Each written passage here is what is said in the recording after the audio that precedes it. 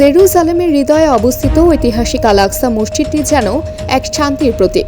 এর সাদা গম্বুজসমূহ আকাশের সাথে মিলেমিশে দাঁড়িয়ে রয়েছে যেন এক অলৌকিক ঐতিহ্যের সাক্ষী। পবিত্র স্থানটির আয়তন প্রায় ৩,৫০০ বর্গমিটার। এখানে একসঙ্গে ৫,০০০ মুসল্লি নামাজ পড়তে পারেন। নির্মাণের সময় থেকে শুরু করে এর প্রতিটি স্তরে স্বর্ণ, সীসা ও মার্বেল সহ বিভিন্ন রঙিন পাথরের নিদর্শন রয়েছে।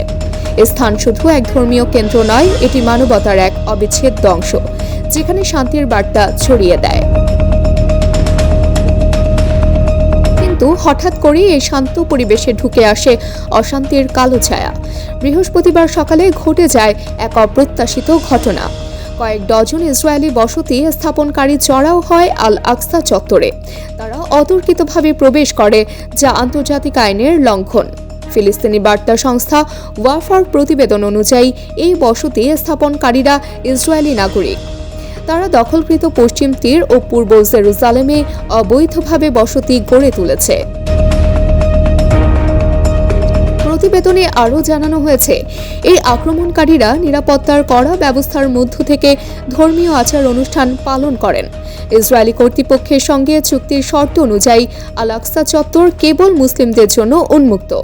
জেরুজালেমের প্রধান রাব্বির দপ্তর স্পষ্ট করে দেয়, ইহুদিদের উপাসনালয় বা সিনাগগ নির্মাণের বিষয়টি সেখানে অবৈধ। অথচ ইসরায়েলের অর্থোডক্স ইহুদিরা এই নীতিকে মানলেও জাতীয়তাবাদী ইহুদি সম্প্রদায় এই নিষেধাজ্ঞার বিরুদ্ধে দাঁড়িয়ে পড়ে।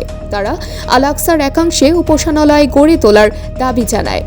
এই দাবি ফিলিস্তিনিদের মধ্যে ক্ষোভের আগুন জ্বেলে দেয়, যা একাধিকবার সংঘাতের রূপ নেয়।